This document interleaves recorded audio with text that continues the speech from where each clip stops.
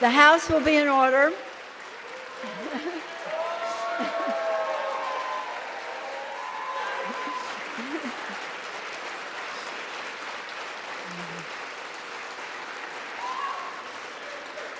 The prayer will be offered by our chaplain, Chaplain Kibben. Would you pray with me? Today, O God, we lay before you our petitions, prayers, intercessions, and thanksgiving.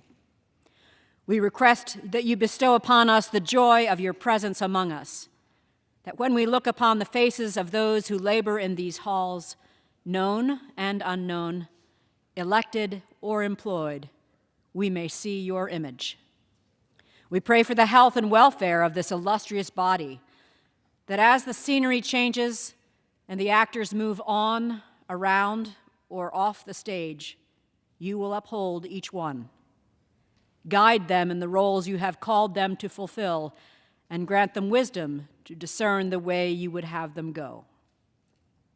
Lord, may our prayers serve as an intercession for those who do not have enough courage or strength to speak their own needs, for those who haven't enough faith to trust what lies ahead, and for those who do not know how to receive the mercy you offer us. Then accept our offerings of thanksgiving to you for the bounty you lay before us, the gift to labor, to serve, and contribute our energies wherever you call us, but especially here in this, our nation's capital. May our words be good and pleasing to you as we pray them in your most holy name. Amen. Thank you. The chair has examined the journal of the last day's proceedings and announces to the House her approval thereof. Pursuant to Clause 1 of Rule 1, the journal stands approved. The Pledge of Allegiance will be led by the gentleman from South Carolina, Mr. Wilson. Everyone, including our guests in the gallery, please join in.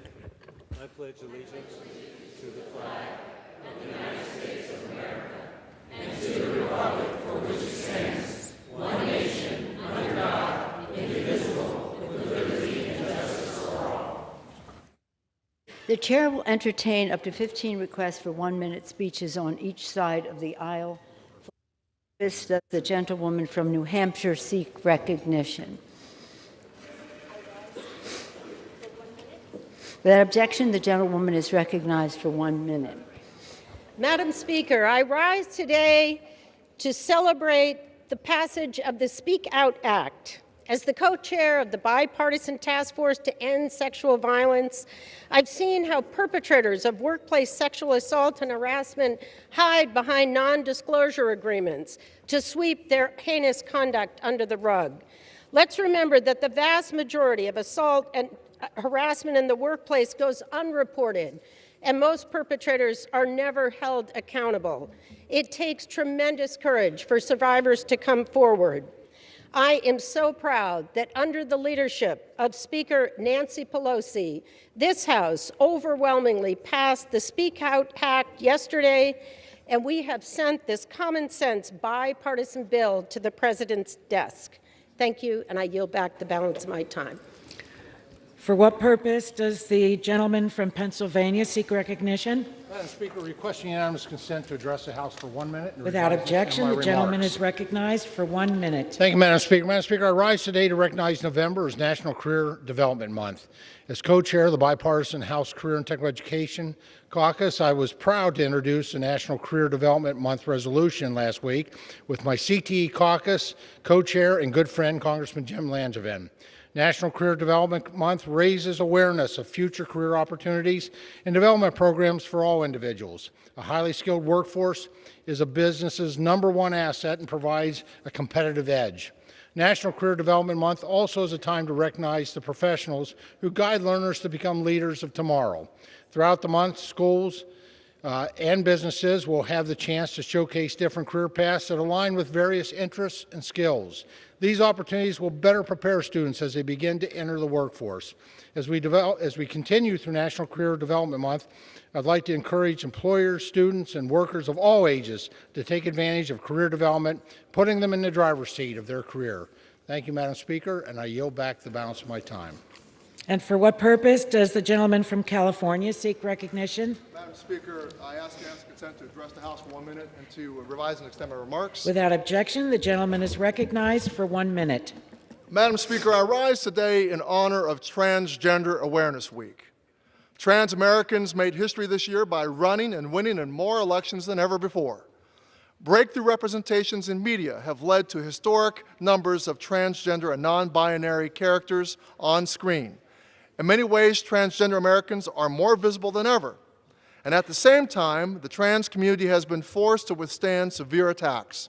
From laws that would strip fundamental rights to dehumanizing vitriol deployed by elected officials and public figures. These attacks treat trans people as threats to society rather than neighbors, parents, children, friends, and loved ones. There are more than 2 million people in the United States that identify as transgender or non-binary. Trans Americans exist in all walks of life, all across the country. This Transgender Week, I call on my colleagues to turn awareness into action. And to the trans community, you have allies in Congress. And let it be known that there's been no greater friend of trans people in this country or LGBTQ people than Speaker Nancy Pelosi. And we will not cease to fight, to protect, and advocate for our transgender siblings, not just this week, but all year long. Gentleman's time has expired. For what purpose does the gentleman from South Carolina seek recognition? Madam Speaker, I ask unanimous consent to address the House for 1 minute, revive and extend my Without remarks. objection, the gentleman is recognized for 1 minute. Thank you, Madam Speaker. I am grateful to recognize the 2022 Army Congressional Fellow, Master Sergeant John Gardner, for his service to the 2nd District of South Carolina. His year-long service with the office is ending, and John will be missed. Not only has he been an indispensable coordinator and contributor to legislative goals, including the National Defense Authorization Act, but a valued team player. Including a combat tour on the front line of infantry medic in Iraq, John has held many leadership assignments throughout his 20-year decorated career in the Army, including most recently in the Defense Attaché Office of the American Embassy in Tashkent, Uzbekistan. John hails from Houston, Texas, has a master's degree from Colorado State, and holds 2 graduate degrees. His next assignment is in the Pentagon, where John will be a valued participant of Peace Through Strength. In conclusion, God bless our troops who successfully protected America for 20 years as the global war on terrorism continues, moving from the Afghanistan safe haven to America. Godspeed, Speaker Nancy Pelosi. For what purpose does the gentleman from Massachusetts seek recognition? Madam Speaker, I ask unanimous consent to address the House for 1 minute. Without objection, the gentleman is recognized for 1 minute. Madam Speaker, I rise today to discuss the urgent need to tackle the affordable housing crisis. The cost of housing is the single biggest challenge facing the Commonwealth of Massachusetts. Last week, I hosted an affordable housing conference in Attleboro with my friend and colleague, Juana Matias, the HUD Regional Administrator for New England. We spoke with housing officials and developers across the district about the programs and funding available for affordable housing development. I reiterated my commitment to policies from zoning reform to LIHTC expansion to increase production of affordable housing. Expanding affordable housing is a multi-government effort that needs support on the federal, state, and local level. As the next Congress approaches, we must recommit ourselves to making housing more affordable for working families. I yield back. For what purpose does the gentlewoman from Iowa seek recognition? Madam Speaker, I seek unanimous consent to address the House for 1 minute. Without objection, the gentlewoman is recognized for 1 minute. Thank you, Madam Speaker. I rise today to recognize Christina Schauer, a veteran and nurse from Dubuque, Iowa, whose courage and dedication to serving others is unmatched. Christina served our country overseas as a combat medic in Iraq.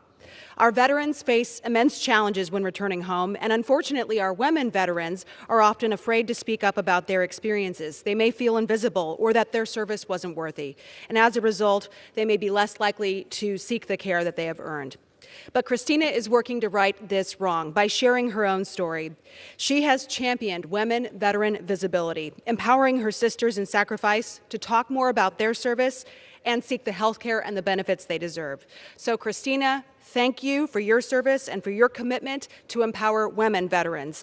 You are an inspiration to all of us. So I yield back the balance of my time. Thank you, Madam Speaker. For what purpose does the gentleman from Illinois seek recognition? Speaker, I ask unanimous consent to address the House for 1 minute and revise and extend. Without objection, the gentleman is recognized for 1 minute. Madam Speaker, I rise today to honor the life of my friend Karen Sutton, who recently passed away after a long, hard fight with cancer. Karen spent much of her life in Springfield and was a valued member of our community, always volunteering and attending events all the way up to a few weeks before she passed. After a long and successful career in data processing, Karen retired from the Illinois Department of Health in 2002. Karen spent much of her time in the bowling alley, playing in multiple leagues and eventually becoming the league secretary. Karen also enjoyed traveling to national Mustang shows where she won many awards. These shows, put on by the Mustang Club of America, allowed Karen to connect with a community of drivers from all over the nation whom she greatly valued. She was also praised for her hard work in helping the judging secretaries during these fun yet competitive events. I'm grateful to have known Karen and her husband Carol for many years, and I'm thankful for all of her work to make our community a better place to live. Karen is survived by her husband Carol, daughter Julie, and son Brent. My condolences to the entire Sutton family during this difficult time. Karen, may you rest in peace. Yield back. For what purpose does the gentleman from Mississippi seek recognition? Madam Speaker, I ask unanimous consent to address the House floor for 1 minute and to advise and extend my remarks. Without objection, the gentleman is recognized for 1 minute. Thank you. Madam Speaker, I rise today to honor the 100-year anniversary of the Mississippi Farm Bureau Federation. Mississippi Farm Bureau is the largest agricultural organization in the state and represents the social and economic interests of farmers, ranchers, and rural communities. Its statewide grassroots structure allows it to be an effective organization representing and promoting 17 commodities in Mississippi. The organization is a valuable resource on issues of importance to our farm families, and it works with federal and state lawmakers to advocate for these priorities. I look forward to continuing to work with Mississippi Farm Bureau on important agriculture issues in the future. May God bless our farmers, and may God continue to bless Mississippi Farm Bureau. Thank you, and I yield back. For what purpose does the gentleman from California seek recognition? Seek unanimous consent to address the House for a minute, revise the state remarks. Without objection, the gentleman is recognized for 1 minute. Thank you, Madam Speaker.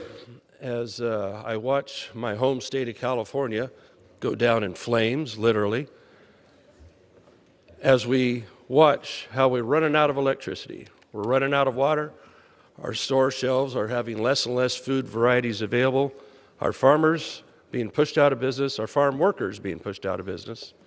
As we see all these things happen with mandates coming down the pike, requiring more and more electricity has to be renewable. What is the answer in California? Let's tear down some hydroelectric dams in my district and Mr. Bentz's district. Let's tear them down. We're going to lose green power. We'll do it over the objections of the people that live there and have objected by over 70% to the removal of these dams, all for an unproven environmental benefit. So enjoy that even less electricity, enjoy even less food grown in my district and Mr. Bentz's district, enjoy even more of the crisis that is facing us in rural California, rural America, and on our store shelves and in our electrical wires, due to even more unfounded environmental rules being forced upon us to tear out perfectly good hydroelectric dams. Thanks one hell of a lot. For what purpose does the gentleman from gentlewoman from North Carolina seek recognition? I ask unanimous consent to address the House, Madam Speaker. Without objection, the gentlewoman is recognized for 1 minute. Thank you, Madam Speaker. Madam Speaker, I rise to recognize Randy Whittington, Gary Foster, Angela Rogers, and Joey Haney of the Retail Solutions Group in Wilkesboro, North Carolina. I was proud to join them recently at a ribbon-cutting ceremony for their 4th and largest warehouse. In the last few years, Retail Solutions Group has grown from fewer than 8 employees to now over 200. This is a magnificent accomplishment. Madam Speaker, North Carolina remains a hub for entrepreneurship and innovation, thanks to people such as Randy, Gary, Angela, and Joey. Congratulations to Retail Solutions Group on this new and exciting chapter. I look forward to hearing more about the strides you will make in the days and months ahead. I yield back. For what purpose does the gentleman from Pennsylvania seek recognition?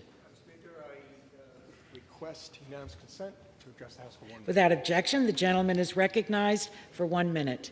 Madam Speaker, as we here in the House and our country come near the close of 2022, the United States has gone through the worst year on our record for illegal border crossings. Meanwhile, we have a Homeland Security Secretary that tells us regularly that the border is secure. Just this last month, over 230,000 illegals have crossed that we know of. Along with this, gasoline prices are over $4 a gallon again, and the cost of Thanksgiving for most families will be over 20% what it was last year. This has been a troubling year. America needs a new course. This House needs a new course, a new direction, and new priorities that strengthen America and Americans. I yield back. Gentleman yields back. For what purpose does the gentlewoman from California seek recognition? Madam Speaker, I ask unanimous consent to address the House for 1 minute. Without objection, the gentlewoman is recognized for 1 minute. Thank you, Madam Speaker. Madam Speaker, as we gather here, we stand on sacred ground, the chamber of the United States House of Representatives, the heart of American democracy. I will never forget the first time I saw the Capitol. It was on a cold January day when I was 6 years old. My father, Thomas D'Alessandro Jr., was about to be sworn in for his 5th term in Congress, representing our beloved hometown of Baltimore. I was riding in the car with my brothers, and they were thrilled and jumping up and down and saying to me, Nancy, look, there's the Capitol. And every time I'd say, I don't see any Capitol. Is it a capital A, a capital B, or a capital C? And finally, I saw it. A stunning white building with a magnificent dome. I believed then, as I believe today, this is the most beautiful building in the world because of what it represents. The Capitol is a temple of our democracy, of our Constitution, of our highest ideals. On that day,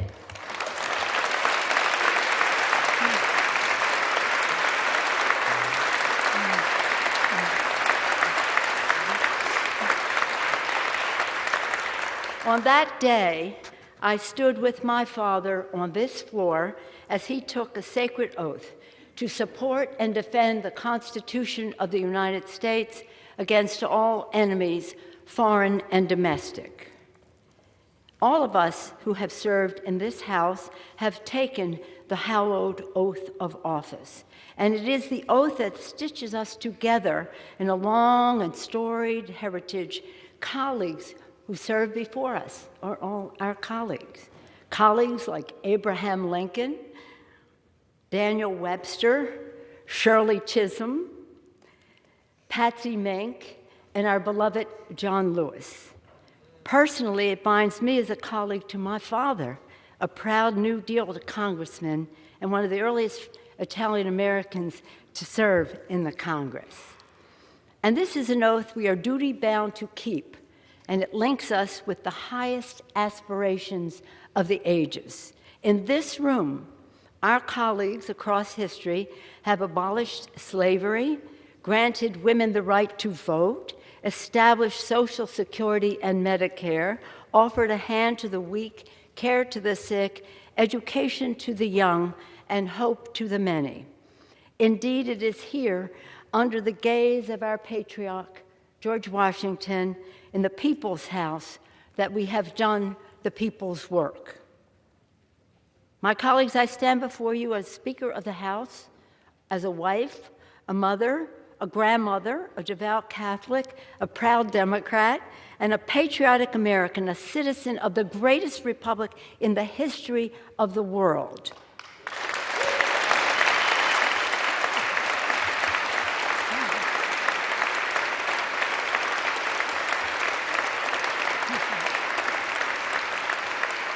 Which President Lincoln called the last best hope on earth. Indeed, in the words attributed to another of our colleagues, the legendary Daniel Webster, he said, "Hold on, my friends, to the Constitution of your country and the government established under it. Miracles do not cluster. That which has happened but once in 6,000 years cannot be expected to happen often." Indeed, American democracy is majestic, but it is fragile. Many of us here have witnessed its fragility firsthand, tragically, in this chamber. And so democracy must be forever defended from forces that wish it harm. Last week, the American people spoke, and their voices were raised in defense of liberty, of the rule of law, and of democracy itself.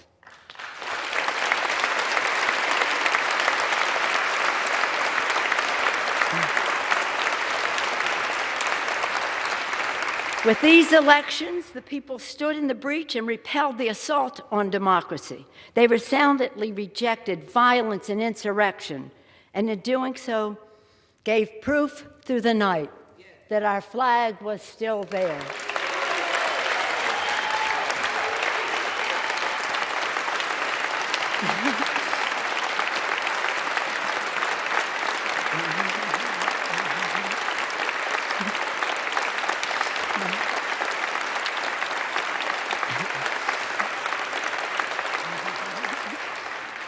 And now we owe to the American people our very best to deliver on their faith, to forever reach for the more perfect union, the glorious horizon that our founders promised. The questions before this Congress and in this moment are urgent. Questions about the ideals that this House is charged by the Constitution to preserve and protect. Establish justice, ensure domestic tranquility, provide for the common defense, promote the general welfare, and secure the blessings of liberty to ourselves and our posterity.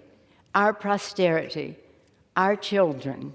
Babies born today will live into the next century, and our decisions will determine their future for generations to come.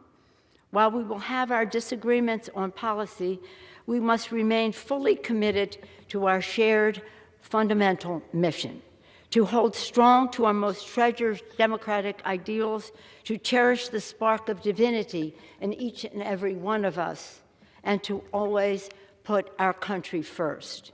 In their infinite wisdom, our founders gave us their guidance, e pluribus unum, from many one.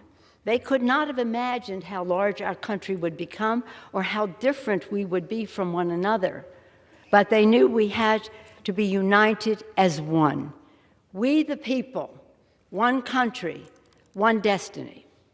It has been with great pride in my 35 years in the House I have seen this body grow more reflective of our great nation, our beautiful nation.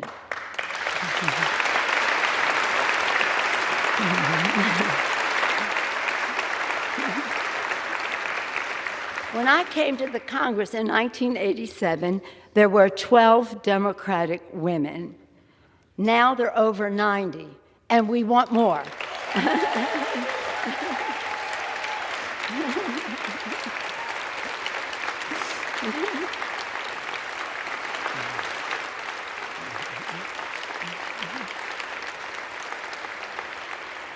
The new members of our Democratic caucus will be about 75% women, people of color, and LGBTQ.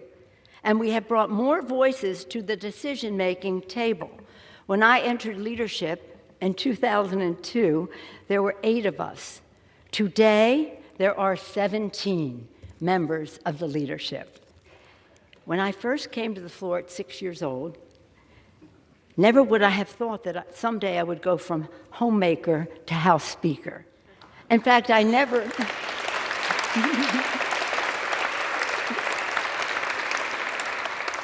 In fact, I never intended to run for public office. Mommy and Daddy taught us through their example that public service is a noble calling and that we all have a responsibility to help others. In our family, my brother Tommy then became mayor of Baltimore also.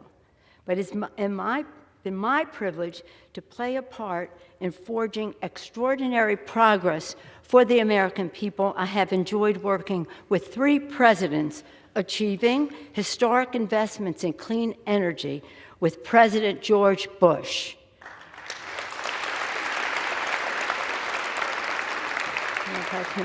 Transformative health care reform with President Barack Obama.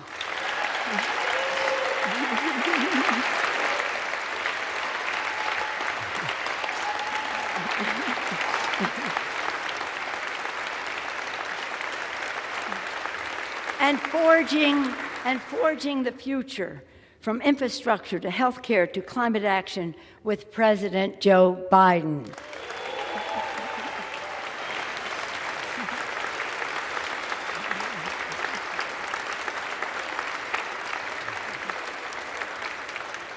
Now we must move boldly into the future, grounded by the principles that have propelled us this far and open to fresh possibilities for the future. Scripture teaches us that for everything there is a season, a time for every purpose under heaven. My friends, no matter what title you all, my colleagues, have bestowed upon me, speaker, leader, whip, there is no greater official honor for me than to stand on this floor and to speak for the people of San Francisco. This I will continue to do as a member of the House, speaking for the people of San Francisco, serving the great state of California, and defending our Constitution. And with great confidence in our caucus, I will not seek re-election to Democratic leadership in the next Congress. For me, the hour's come for a new generation to lead the Democratic caucus that I so deeply respect. And I'm grateful that so many are ready and willing to shoulder this awesome responsibility. Madam Speaker, standing here today, I'm endlessly grateful for all of life's blessings, for my Democratic colleagues whose courage and commitment with the support of your families have made many of these accomplishments possible. In fact, could not have been done without you. For my dear husband, Paul, who has been my beloved partner in life and my pillar of support, thank you. We're all grateful for all the prayers and well wishes as he continues his recovery. Thank you so much.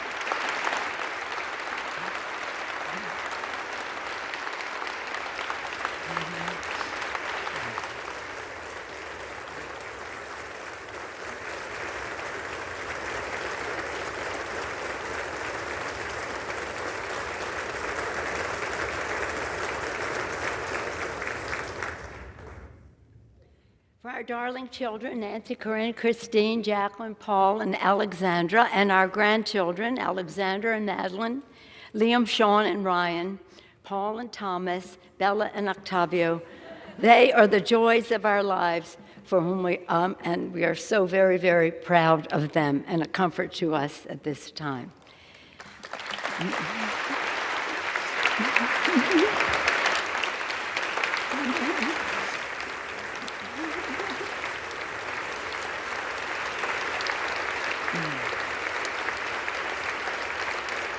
And for my brilliant, dedicated, and patriotic staff, under the leadership of Terry McCullough, working together, the finest group of public servants the House has ever known. Thank you all so much.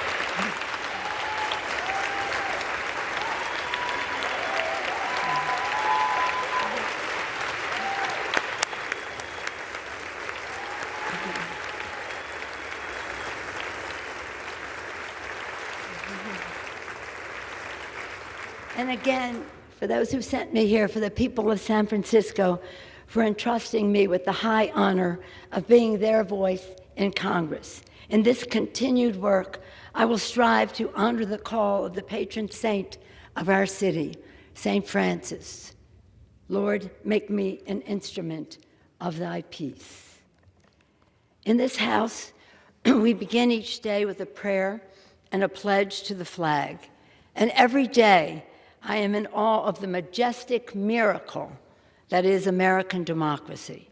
As we participate in a hallmark of our republic, the peaceful, orderly transition from one Congress to the next, let us consider the words of, again, President Lincoln, spoken during one of America's darkest hours. He called upon us to come together, to swell the chorus of the Union, when once again touched, as surely they will be, by the better angels of our nature. That again is the task at hand. A new day is dawning on the horizon, and I look forward, always forward, to the unfolding story of our nation, a story of light and love, of patriotism and progress, of many becoming one, and always an unfinished mission to make the dreams of today the reality of tomorrow. Thank you all.